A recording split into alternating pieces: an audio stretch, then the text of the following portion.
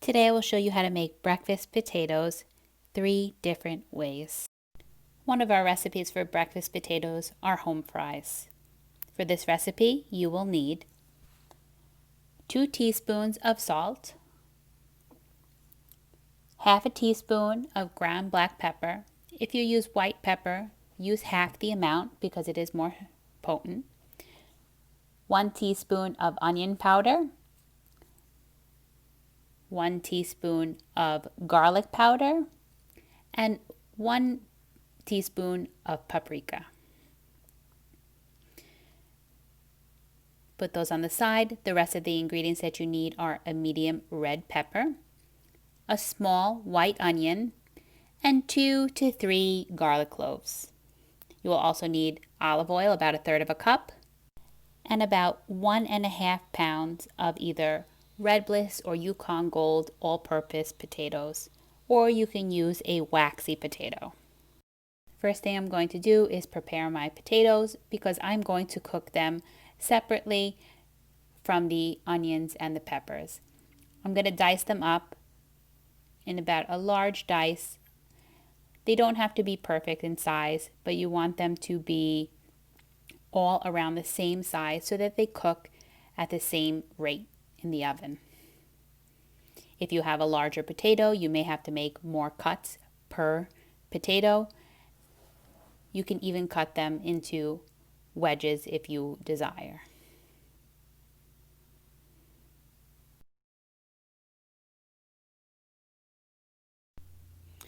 I'm going to continue cutting these. Please note that they have all been pre-cleaned before cutting. I like them to be dry for when I start to season them. You're going to put them in a large bowl. You're going to add your seasoning mixture. About 2 tablespoons of olive oil. Don't be too shy. And you're going to mix them really well together. Okay, you want to make sure that your seasoning mixture is evenly distributed throughout all of the potatoes.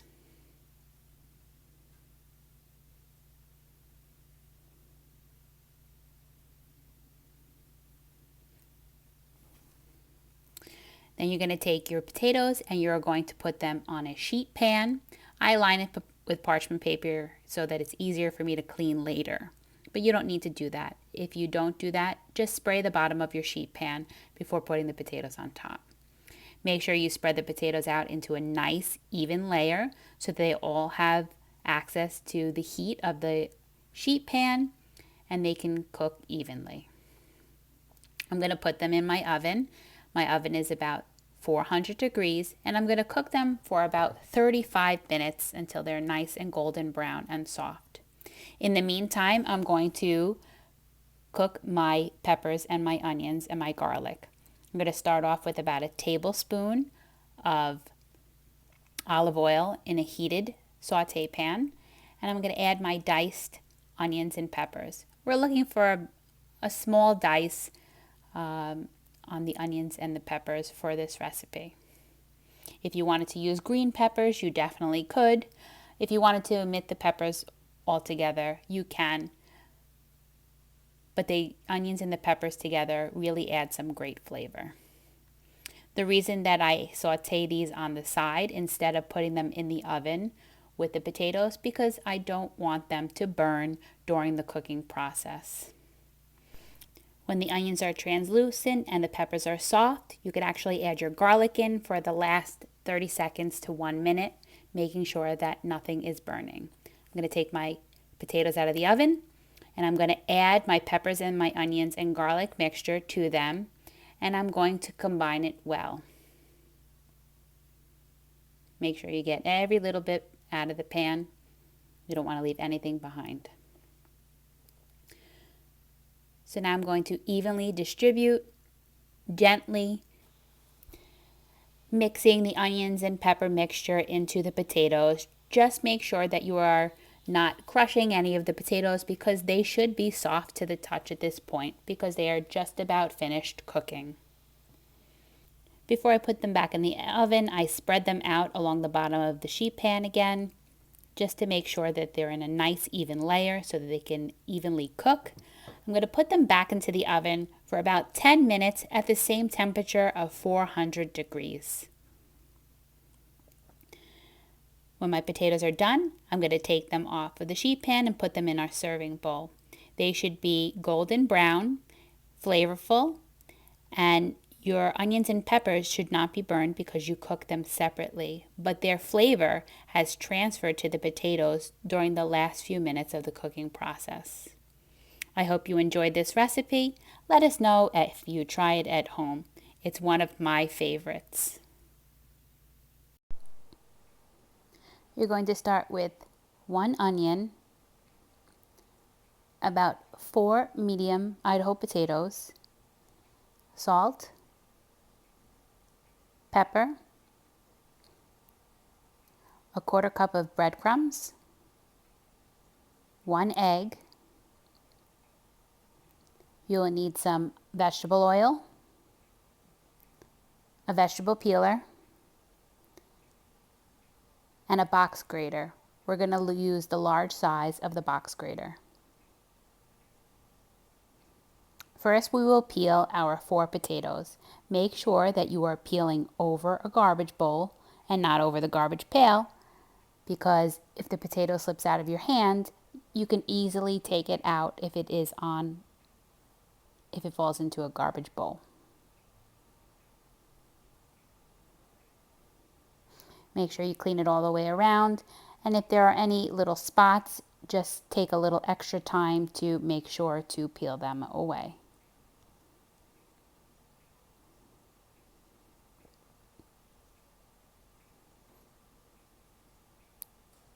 We're going to take away our bowl, and we're going to prepare our onion.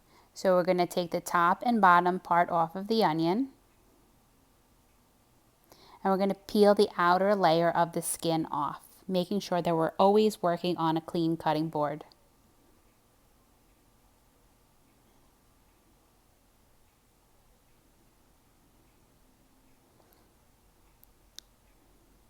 At this point now you can empty your garbage bowl, and we're going to get ready to grate our vegetables. First we will grate our 4 potatoes.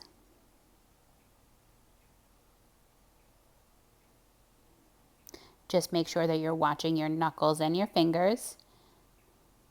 Notice how I am holding my fingers off to the side and not curled. Then we're going to grate our onion. Grating onion ensures that we get a lot of great onion flavor, and we don't have large chunks of onion in our product.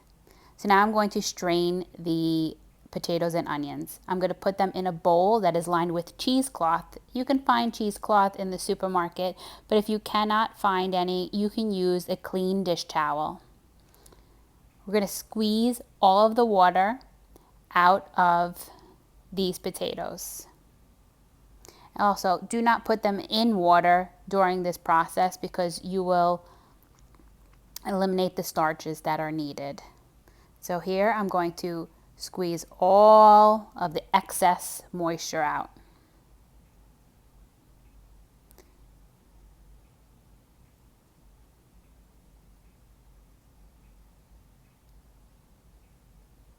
When I'm done, I'm going to put them back into the bowl that I have taken the liquid out of.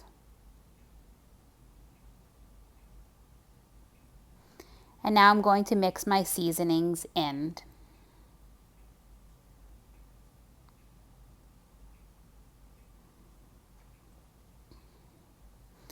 Stir to make sure that you incorporate the onion and evenly distribute it. Now we're going to add salt. About 2 teaspoons worth of salt. About a 1/4 teaspoon worth of pepper. You can use white pepper, but if you do, you make sure that it use a little bit less because it's very strong. The 1/4 cup of breadcrumbs. I use seasoned breadcrumbs, but you can use plain ones as well. 1 egg. Just break it up, whisk it a little bit, and then add it to the potatoes.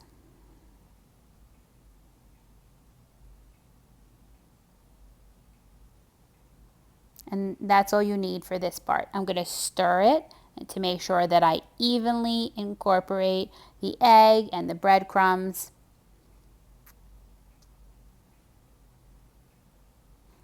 So now that I've mixed together this, I'm ready to make my potato pancakes.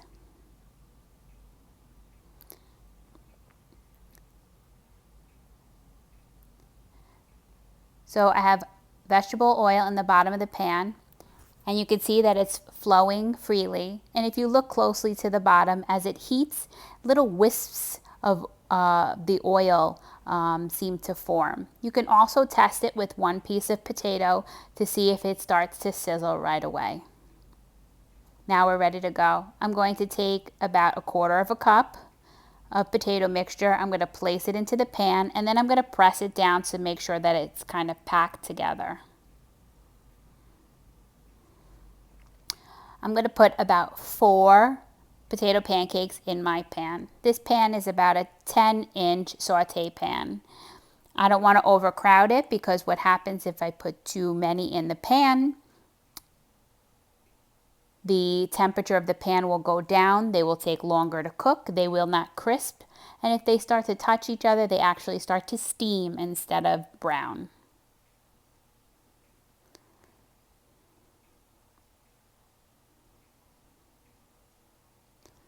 So I'm making sure that I press them down so that they pack together really well. And then I'm going to take my spoon and baste the top of each of them with a little bit of oil so that the top part starts to cook a little bit while the bottom is cooking as well. So I'm going to let them saute or pan fry for about 3 minutes on each side. I'm going to turn them over carefully. I used a spatula and a spoon to turn them over. And I prepared a plate on the side with a paper towel for them to drain. I'm going to serve them warm with some applesauce and some sour cream. These are delicious as a breakfast item with eggs, and they're also good to serve as a side dish with dinner. Hope you enjoyed my recipe. Our last breakfast potato are shredded hash browns that I like to cook nice and well done. For this recipe, you will need 3 medium russet potatoes, a half an onion, and 1 green bell pepper. I'm going to first start off by peeling all 3 of my potatoes, and make sure that you store them in water after you finish peeling them so they do not oxidize and turn brown. When peeling them, make sure that you are peeling them completely, and you can use the side of your peeler to scoop out any of the eyes that are not peeling away. All of the flesh of the potato that is edible part. After I complete peeling all 3 of my potatoes, I am going to peel them with the side of the box grater that has the second largest grating side on it. After we've completed grating all 3 of our potatoes, we're going to take a bowl and we're going to place our shredded potatoes into a bowl and cover them with cold water. The reason why we do this is so that they do not oxidize or turn brown before we are ready to prepare them. When we're ready to prepare them, what we're going to do is we are going to strain them, but then we are going to rinse them. We rinse them to get all of the starches that are on the potatoes off. This will help them not become mushy while you are cooking them. Now I'm going to prepare my onion and my pepper. I'm going to peel my onion, and I'm going to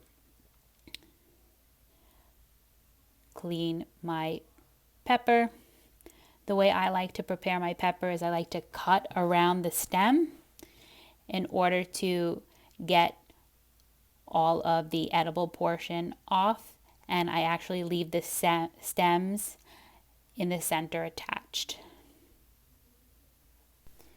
Now that I've diced my onions and peppers to a medium dice, I'm going to start heating up my saute pan with about 1/4 cup of olive oil. We're going to need a lot of olive oil for this recipe because we want to make sure that the potatoes get nice and golden brown and that they also do not stick to the bottom of my pan. I'm going to place my onions and my peppers into the bottom of my preheated pan, and I'm going to let them sweat until they are soft and the onions are translucent in color. There is no need to constantly stir this at this point because you want to make sure that the onions and peppers have constant contact with the heat source, and the more you stir it around, the less contact it's going to have on the bottom of the pan with the heat. While my onions and peppers are sweating, I'm going to take a piece of cheesecloth and actually squeeze out as much excess liquid that is left inside of the potatoes.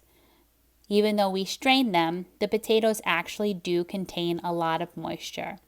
So if I take this cloth, and if you have a clean dish cloth, you can actually do the same, and I'm going to squeeze as much as the water out that I can.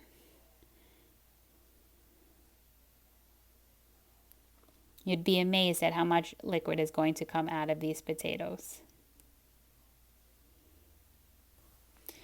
The reason I do this is because I really want my potatoes to crisp up, and if they have a lot of moisture in them, what's going to happen is they are going to steam instead of brown.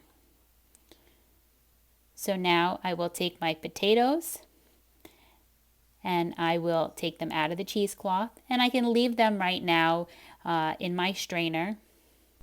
Yes, I know that my strainer is from the 1980s or maybe even before, but I love it so much. So now my onions and my peppers, they are nice and soft and tender. They have a little bit of color, but that's okay. I'm going to take my potatoes and I'm going to actually add them to the pan. When I do this, I'm going to first spread out all of the potatoes onto the bottom of the pan. And the reason why I do this is because I'm actually going to season the potatoes, so I want to make sure that I have a large surface to season the potatoes. You're going to need about 2 teaspoons of salt. Don't be afraid if you're putting too much. The potatoes need the salt for flavor. I'm going to do some black pepper, about 1/2 teaspoon.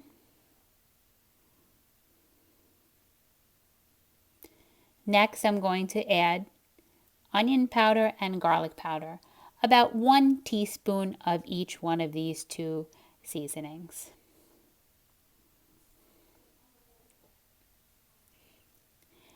After I add my seasonings, I am going to completely stir my potatoes and my onions and my peppers. I want to make sure at this point that all of the potatoes are being evenly coated with the olive oil that's on the bottom of the pan. I also want to make sure that all of my seasonings are being really well distributed throughout all of the potatoes. After the potatoes cook for about 8 minutes, you may want to go in and do a taste test to see if there is enough salt and pepper. You want to do this before the potatoes start to caramelize or brown, because at that point what's going to happen is that they're going to start to set up and stiffen like a pancake. Within the first couple of minutes, I like to just make sure that the pan is hot enough. I may stir it once or twice, and then I'm going to let the potatoes sit in the bottom of the pan and work their magic. As you can tell, I actually switched pans in the middle of the demo because the pan was too big for my burner and it wasn't getting enough heat to caramelize. So now you can see that the potatoes are cooking. They are browning really nicely. And what I like to do is I actually like to take my spatula and kind of cut it up in sections so it's easier for me to flip, because I really like my hash browns well done. If you don't want them well done, you can actually, as you can see, I changed my pan in the middle of the demo. I felt that the pan was not getting hot enough and it was actually too big for my burner on my electric stove. So I switched to a griddle pan where I had much better results. At this point, the potatoes are ready, but I like them a little bit well done. So what I do is I actually take my spatula and I cut the potatoes into sections and I flip them over, and you see how nice and golden brown they are on the other side. I let them cook on the second side for about 4 to 5 minutes until that side is golden brown as well. This may not be the most beautiful recipe, but it sure is delicious. I hope you enjoyed my demo today. I hope you enjoyed our 3 recipes. Let us know if you make them at home.